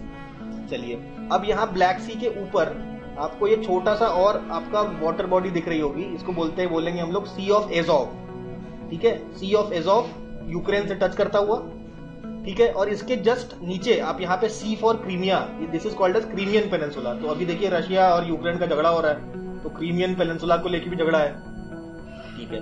अब ये देखिए ये आपका जो हमने क्या बताया, Sea of Azov, this is Sea of Azov. तो सी ऑफ एजोव और यहाँ पे ब्लैक सी, इन दोनों को जोड़ने वाले स्ट्रेट को क्या बोलते हैं हम लोग, Kerch Strait. It is called as Kerch Strait, ठीक है। तो अब देखिए ब्लैक सी के आसपास वाले कंट्रीज देख लेते हैं। तो यहाँ पे देखिए आपको टर्की दिखेगा, टर्की ये कह सकते हैं, अभी रिसेंटली नाम चेंज हुआ है। इसके अलावा जॉर्जिया दिखेगा, रशिया दिखेगा, यूक्रेन दिखेगा। उसके बाद देखिए मोल्डोवा के टच कर रहा है, नहीं मोल्डोवा टच नहीं करता, रोमानिया और बल्गेरिया आपका यहाँ पे टच करेगा। तो ब्लैक सी के आसपास कंट्रीज भी हम लोगों को पता होने चाहिए। अब ब्लैक सी हुआ तो कैस्पियन सी को कैसे छोड़ दें, तो कैस्पियन सी के कंट्रीज भी हम लोग देखते हैं अगली स्लाइड में। तो यहाँ देखिए, यहाँ कैस्पियन सी है, तो कैस्पियन सी के आसपास कंट्रीज देखिए, क्या उज्बेकिस्तान टच कर रहा है, नहीं। तुर्कमेनिस्तान टच करता है, कजाकिस्तान पूरा देखिए बहुत सारा एरिया ये कजाकिस्तान का टच कर रहा है, फिर रशिया आपका टच कर रहा है, फाइनली अजरबैजान, और साउथ में अगर आएंगे तो ईरान टच कर रहा है। तो ऑब्वियसली कैस्पियन सी के बारे में हम जानते हैं, सबसे बड़ा लेक दुनिया का है, सबसे बड़ा लेक कैस्पियन सी, या लार्जेस्ट ब्रैकिश वाटर लेक भी कह सकते हैं, क्योंकि खारे पानी का झील है ना। तो Caspian Sea is a brackish water lake, तो इट्स द लार्जेस्ट लेक और लार्जेस्ट ब्रैकिश वाटर लेक, कुछ भी कह लीजिए आप। तो ये कैस्पियन सी भी हो गया। इसके अलावा एक सी है, देखिए चारों कॉन्टिनेंट्स के सेंटर में आप देखेंगे, साउथ अमेरिका, आपका नॉर्थ अमेरिका, यहाँ पे यूरोप और अफ्रीका, इनके बीच में आपका अटलांटिक ओशन होता है। अटलांटिक ओशन में ये सी है आपका थोड़ा नॉर्थ अमेरिका के साइड में, ठीक है। That is called as Sargasso Sea. Sargasso Sea के आसपास सारे जैसे करेंट्स हो रहे हैं ना, एंटीलीज करंट, बाद में वो गल्फ स्ट्रीम बन जाता है, फिर ऊपर जैसे नॉर्थ अटलांटिक ड्रिफ्ट बन जाता है, फिर आपका ईस्टर्न साइड आएगा तो कैनारी करंट बन जाएगा, और साउथ में आपका नॉर्थ इक्वेटोरियल करंट बनेगा, है ना। तो ये सारे आसपास इसके करंट मूव करते हैं। सेंटर में देखो जो सी है that is called as Sargasso Sea, ठीक है, ये भी हमने डिस्कस कर लिया। अब देखिए आगे हम लोग लेक्चर के आखिरी पड़ाव में बात कर रहे हैं हम लोग रिवर्स की। तो सबसे पहले स्टार्ट किया हमने ओशन के बारे में डिस्कस करके, उसके बाद हमने सीज के बारे में डिस्कस किया, और फाइनली हम लोग उसके छोटे वाले रीजन पे आ जाएंगे, रिवर्स के बारे में डिस्कस करेंगे। लेक्स के बारे में आज के लेक्चर में डिस्कस नहीं करेंगे, वो पहले ही कर चुके हम लोग। तो रिवर्स के बारे में डिस्कस करना है, ठीक है। आज का आखिरी टॉपिक होगा ये रिवर्स, है ना। चलिए रिवर्स के बारे में बात करें तो अगर आपसे पूछा जाए सबसे बड़े 5 नदियां कौन कौन से हैं, तो सबसे बड़ा सबको पता है नाइल। सेकंड नंबर पे अमेजन है, जो कि आपका लार्जेस्ट रिवर है, यानी कि लार्जेस्ट वॉल्यूम कैरी करने वाला रिवर आपका कौन सा है, अमेजन। उसके बाद चाइना में आ जाते हैं, एशिया का सबसे बड़ा रिवर दैट इज यांगसी।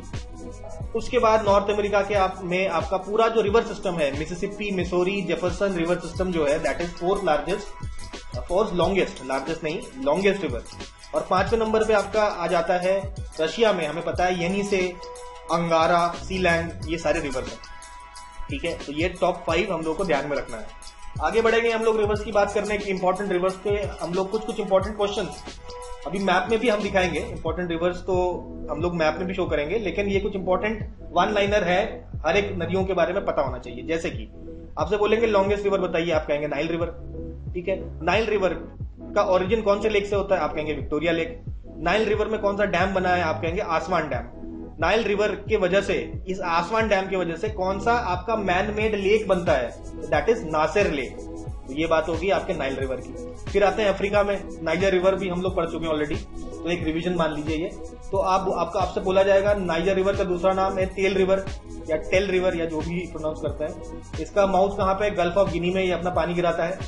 फिर नेक्स्ट आ जाते हैं आपके अफ्रीका के साउथ रीजन में आपका जाम्बेजी रिवर फ्लो करता है। तो आपसे पूछा जाएगा विक्टोरिया फॉल्स कौन से रिवर पे है, तो आप कहेंगे जाम्बेजी रिवर। आपसे ये पूछा जाएगा करीबा डैम कौन से रिवर में है, आप कहेंगे जाम्बेजी रिवर। फिर आते हैं काफी इंपॉर्टेंट इक्वेटोरियल एक रिवर है जिसको बोलते हैं हम लोग कॉन्गो रिवर या जायर रिवर।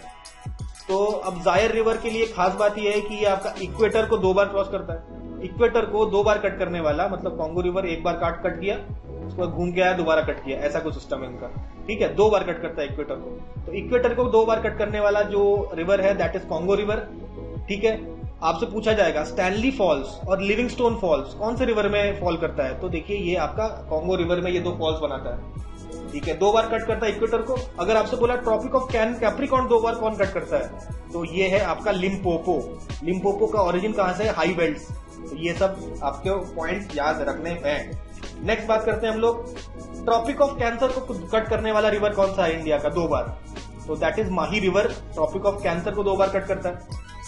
आपसे पूछेगा ऐसा कौन सा रिवर है जो यूएसए और मेक्सिको का बॉर्डर बनाता है, दैट इज रियो ग्रांडे। इसके अलावा साउथ ईस्ट एशिया का लॉन्गेस्ट रिवर कौन सा है, मेकोंग रिवर। एशिया का लॉन्गेस्ट रिवर डिस्कस कर चुके हैं ना हम लोग, यांगसी, ठीक है। अब बात कर रहे हैं साउथ एशिया का। साउथ एशिया का लॉन्गेस्ट रिवर हमने बात की, दैट इज, ठीक है, longest of south Asia. Next बात करेंगे हम लोग लार्जेस्ट रिवर ऑफ ऑस्ट्रेलिया, तो काफी इजी है, दैट इज मरे डार्लिंग। ओरिजिन ऑफ मरे डार्लिंग कहां से होता है, दैट इज कॉशक्यूशको माउंटेन। ये ऑस्ट्रेलियन मेनलैंड का सबसे ऊंचा माउंटेन है, ठीक है। सेकंड लॉन्गेस्ट हमें पता है अमेजन। लार्जेस्ट वॉल्यूम कैरी करने वाला रिवर कौन सा है, अमेजन, ये सब पता है हमें। सबसे बड़ा river system, world's largest river system, ठीक है, वो है Mississippi and Missouri is the world's largest river system. पूछा जाता है, ये काफी इंपॉर्टेंट क्वेश्चन है कि मिसिसिपी मिसोरी कैसा डेल्टा बनाता है। जवाब है इसका bird foot delta. Bird foot देखने वाला डेल्टा ना, इस प्रकार का डेल्टा जो होता है, जैसे बर्ड के फुट जैसा दिखने में लगता है, तो इसे बर्ड फुट डेल्टा बोलते हैं। तो Mississippi river makes a bird foot delta, ठीक है। नेक्स्ट बात करते हैं हम लोग कोलोराडो रिवर के बारे में। नॉर्थ अमेरिका में पढ़ चुके हैं हम लोग। आपको बोला जाए भाई ग्रैंड कैनियन कौन से रिवर में है, आप कहेंगे कोलोराडो। आपसे पूछा जाए हूवर डैम कौन से रिवर में है, तो वो है कोलोराडो, ठीक है। फिर आते हैं यूएसए में ही सेंट लॉरेंस रिवर की बात करेंगे।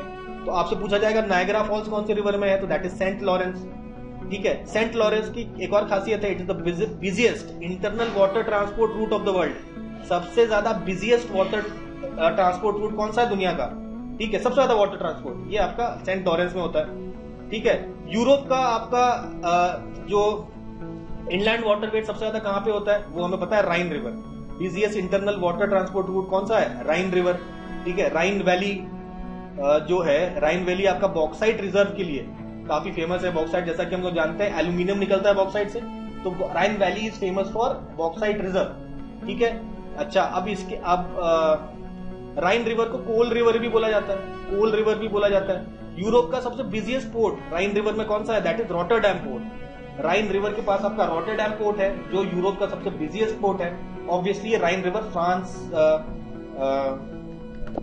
चलिए राइन रिवर बेसिकली फ्रांस और जर्मनी के बॉर्डर से पास होता है। ठीक है, कोल रिवर भी बोलते हैं इसको। अच्छा अब बात करेंगे वोल्गा रिवर की। वोल्गा रिवर मैप में भी शो करेंगे, सारे रिवर अभी मैप में शो करूंगा। ठीक है, तो इसमें देखिए ओरिजिन कहां से होता है? वल्डाई हिल से होता है, और आपका माउथ कहां है? पे कैस्पियन सी में है। और लॉन्गेस्ट रिवर ऑफ यूरोप अगर पूछा जाए तो that is Volga river. Europe का सबसे लंबा रिवर कौन सा है? That is Volga. ठीक है, चलिए आगे बढ़ेंगे हम लोग। नेक्स्ट बात करेंगे हम लोग डैन्यूब रिवर की। अब देखिए डैन्यूब रिवर जो है आपका ब्लैक फॉरेस्ट जो माउंटेन है वहां से आपका निकलता है। ठीक है, ब्लैक फॉरेस्ट से निकलता है, उसके बाद ऑस्ट्रिया को क्रॉस करता है, उसके बाद स्लोवेनिया को क्रॉस करता है, ये आपका स्लोवेनिया। उसके बाद आपका रोमेनिया भी क्रॉस करता है, हंगरी भी क्रॉस करता है, और ऑस्ट्रिया, और क्या बच गया? सर्बिया को भी टच करता है। तो इन सारे जो कंट्रीज हैं इनके कैपिटल्स को टच करता हुआ जाता है, और फाइनली ब्लैक सी में, यहाँ पे आपका ब्लैक सी है, ब्लैक सी में ये फॉल करता है। माउथ हो गया इसका ब्लैक सी। तो देखिए बेलग्रेड, देखिए सबसे पहले आया क्या? ऑस्ट्रिया आया। ठीक है, ऑस्ट्रिया में का कैपिटल है वियना, ऑस्ट्रिया हो गया। चलिए ऑस्ट्रिया के बाद नेक्स्ट यहाँ पे आएगा स्लोवेनिया। स्लोवेनिया का कैपिटल क्या है? ब्रातिस्लावा। स्लोवेनिया का कैपिटल है ब्रातिस्लावा। हंगेरी का कैपिटल है आपका बुडापेस्ट। फिर आपका रोमेनिया का कैपिटल है बुचारेस्ट। ठीक है, और सर्बिया का कैपिटल क्या है? सर्बिया कैपिटल जिसको जो पहले का यूगोस्लाविया था उसका कैपिटल है बेलग्रेड। तो इन सारे कैपिटल्स को टच करता हुआ फिर फॉल करता है। तो इंपॉर्टेंट है, इन सारे कैपिटल्स को टच करता है आपका डैन्यूब रिवर। ठीक है, it passes through these capital cities of 5 countries before falling in the Black Sea. Next बात करेंगे आपके यूके में, यूनाइटेड किंगडम में आपका यहाँ पे एक नदी बहती है जिसको बोलते हैं थेम्स रिवर। ठीक है, थेम्स रिवर जो बहती है उसका ओरिजिन होता है केम्बले, यहाँ पे केम्बले नाम की जगह है, कोट्सवॉल्ड नाम की जगह केम्बले में, केम्बले के पास। और इसका माउथ कहाँ है? ये देखिए North Sea, this is North Sea. फिर आते हैं हम लोग यहाँ पे, देखिए ब्लैक सी के ऊपर ये सी ऑफ एजोव है। सी ऑफ एजोव में गिरने वाला रिवर है दैट इज डॉन रिवर। पूरा आपका रशिया में ही है और फाइनली गिरता है सी ऑफ एजोव में। ओरिजिन होता है आपका टूला नाम की जगह से, रशिया में। ठीक है, डॉन रिवर याद रखिएगा। नेक्स्ट बात करते हैं हम लोग यूफ्रेटिस रिवर। तो यहाँ पे आ जाते हैं हम लोग हमारे वेस्ट एशिया की बात करेंगे। तो इराक से फ्लो करने वाला ओरिजिन कहाँ से होता है? Taurus mountain. यहाँ पे देखिए टर्की में आपका या तुर्की में आपका है टॉरस माउंटेन्स, जहां से ये दोनों रिवर्स निकलते हैं। यूफ्रेटिस भी निकलता है, टिग्रिस निकलता है। उसके बाद टर्की से फ्लो करते हुए आपका जो यूफ्रेटिस है वो तो सीरिया को क्रॉस करता है, आपका ये भी टिग्रिस भी, और फिर इराक में एंटर करता है। इराक में आगे चलते दोनों मीट करते हैं। बसरा नाम का एक शहर है, उसके पास ये लोग दोनों मिलते हैं और फाइनली ये गिरा देता है कहाँ पे? पर्शियन गल्फ में इज द माउथ, है ना। ये सारी बातें डिस्कस की। अब देखिए आपके यूरल रिवर की बात करते हैं हम लोग।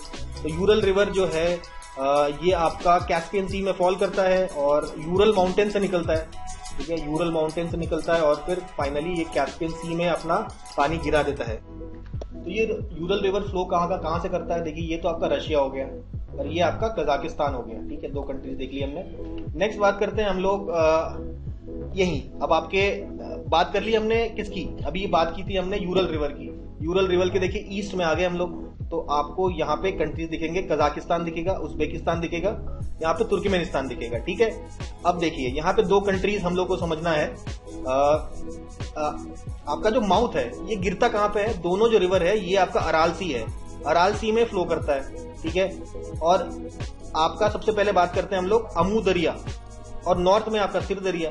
जैसे ह्यूमन बॉडी में आपका सर कहाँ पे होता है? सर आपका सबसे ऊपर होता है नॉर्थ में, उसी तरीके से अमू और सर में ऊपर कौन सा है? सिर दरिया। ठीक है, ऐसे याद रखिए। तो पहले बात करते हैं अमू दरिया की। अमू दरिया देखिए बॉर्डर प्ले से होते होते आपका आता है, आपका तजिकिस्तान और अफगानिस्तान का बॉर्डर पकड़ते हुआ निकलता है। फिर देखिए उज्बेकिस्तान तुर्कमेनिस्तान के बॉर्डर को भी टच करता है और फिर उज्बेकिस्तान होते हुए आपका पहुंचता है अराल सी। इसके नॉर्थ में जाएंगे तो आपको दिखेगा सिरदरिया। सिरदरिया आपका किर्गिस्तान से होते हुए निकलता है, और किर्गिस्तान से होते हुए आपका फिर आपका कजाकिस्तान को एंटर करता है, और फाइनली ये भी गिरा देता है आपका अराल सी में। बात करेंगे वोल्गा रिवर। वोल्गा रिवर जैसा कि हम लोग जानते हैं आपका यूरोप का लॉन्गेस्ट रिवर है।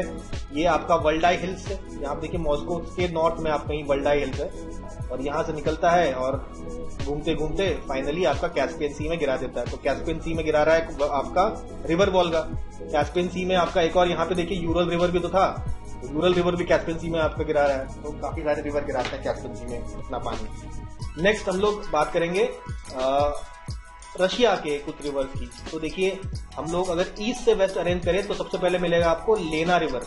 लेना रिवर देखिए आपका बैकाल सी से निकलती है और फिर आपका ऊपर की तरफ आर्टिक ओशन की तरफ मूव करती है। तो ये देखिए नॉर्थ मूव कर रही है। उसी तरीके से येनिसी का भी सेम है, बैकाल रिवर से निकलती है और ऊपर की तरफ मूव करती है।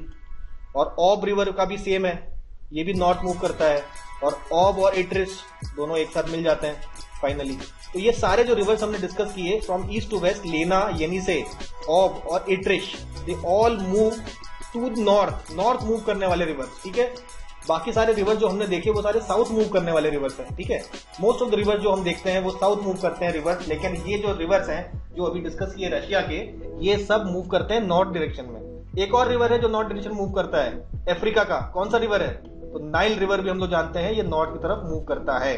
ठीक है, आते हैं हम लोग अब हमारे यूरोप की तरफ। तो यूरोप में दो आपके इंपॉर्टेंट रिवर इटली के याद रखने हैं। ये देखिए आपका इटली का रिवर है, इसको बोलेंगे टाइबर रिवर। टाइबर रिवर आपका रोम से पास करता है। पूछेगा आपसे रोम से पास करने वाला रिवर कौन सा है, तो टाइबर रिवर कह देंगे। ठीक है, तो टाइबर रिवर आपका एपेनीन माउंटेन से निकलता है। यहाँ पे आपका इटली में एपेनीन माउंटेन है, एपेनीन से निकलता है, और मेडिटेरेनियन सी, अगर कहा जाए तो टिरिनियन सी होगा, टिरिनियन सी कह लीजिए या मेडिटेरेनियन सी कह लीजिए, यहाँ पे आपका गिराता है, रोम के थ्रू पास करता है। ये बात होगी टाइबर रिवर की। नॉर्थ में जाएंगे तो पो रिवर मिलेगा। पो रिवर का जो ओरिजिन है दैट कम्स फ्रॉम मॉन्टे विस्टो नाम की एक जगह से निकलता है, जिसको पियान डेल रे भी कहते हैं, और इसका माउथ कहाँ है, एड्रियाटिक रिवर। तो आपसे पूछेगा पो रिवर कौन से सी में अपना पानी गिराता है, विच सी इज द माउथ ऑफ पो रिवर? जवाब हो जाएगा आपका एड्रियाटिक सी। ठीक है, चलिए ये बात होगी। फिर बात करते हैं स्पेन की। स्पेन में आपका यहाँ पे देखिए कैंटरब्रियन माउंटेन्स है, कैंटरब्रियन माउंटेन से निकलता हुआ ये रिवर है जिसका नाम है एब्रो रिवर, और ये फॉल कहाँ पे करता है, आपका मेडिटेरेनियन सी में। ठीक है, mouth is Mediterranean Sea, Cantabrian hill mountains of Spain इसका ओरिजिन पॉइंट है। ठीक है, नेक्स्ट हम लोग बात करते हैं एक और रिवर की जिसकी बात हम लोग करते आए हैं, वो है राइन रिवर। ये देखिए राइन रिवर है। हमने क्या कहा था, राइन रिवर आपका फ्रांस और जर्मनी के ऐसे बॉर्डर से पास करता है। देखिए कर रहा है ऐसे, स्विट्जरलैंड से निकलता है, ओरिजिन है स्विस एल्प्स। तो एल्प्स माउंटेन है आपका, वहां से निकलता है। ठीक है, वॉल्ड हॉर्न ग्लेशियर से ओरिजिन होता है, और इसका माउथ कहाँ है, नॉर्थ सी। काफी इंपॉर्टेंट है, याद रखिए। माउथ पूछेगा आपसे तो आप कहेंगे राइन सी का माउथ कहाँ है, नॉर्थ सी में। रिफ्ट वैली से होके पास करता है। राइन सी क्या रिफ्ट वैली से होके पास करता है? बिल्कुल। ठीक है, कौन कौन सी सिटीज हैं जो राइन सी के पास हैं? दैट इज जर्मनी का बॉन, और नेदरलैंड का जो रॉटरडैम जो पोर्ट है। ठीक है, रॉटरडैम सिटी के पास से फ्लो करता है, और हमें पता है रॉटरडैम का बिजिएस्ट पोर्ट है। चलिए अब बात करते हैं हम लोग साउथ अमेरिका पे आ जाते हैं। साउथ अमेरिका का सबसे लार्जेस्ट रिवर, सबसे longest river of south America, second longest river of the world, and the largest river, I think the maximum drainage area in the world is Amazon river.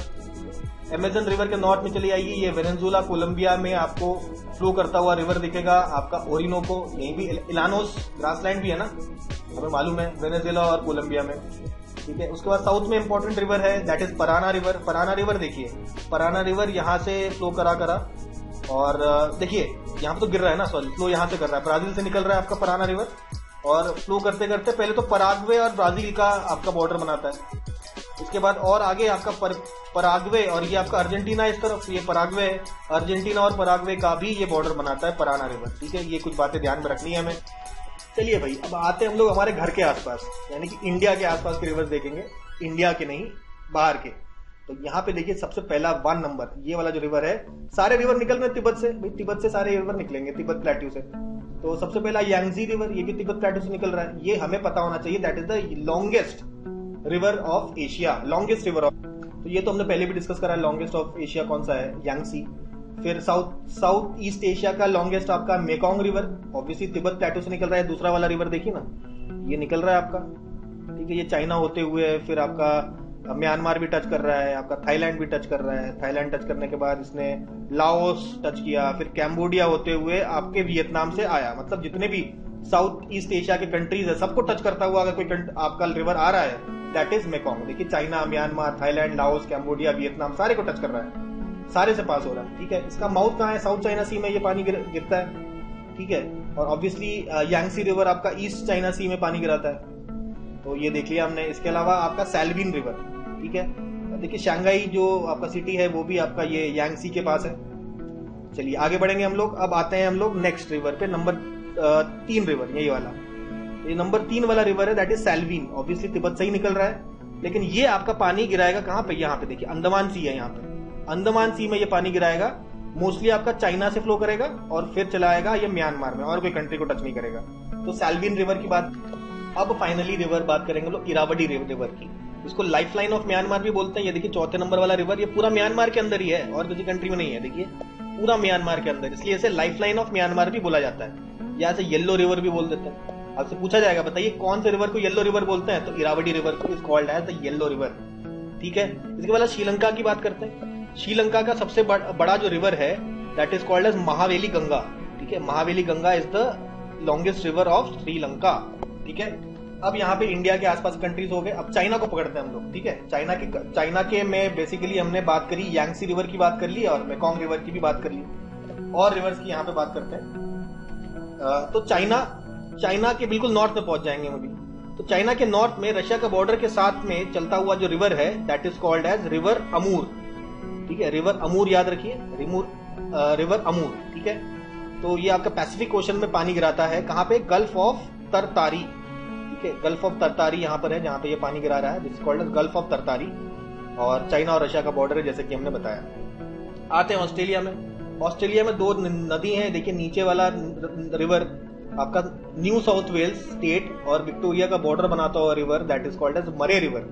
और north में चले जाएंगे new South Wales से होता हुआ आपका Adelaide के पास से यहाँ पे माउथ में गिराता हुआ river that is called as Darling. तो दोनों रिवर मिला के बनता है मरे डार्लिंग रिवर। चलिए अब पहुंचेंगे हमारे फाइनल स्लाइड पे। फाइनल स्लाइड हमारा है नॉर्थ अमेरिका का।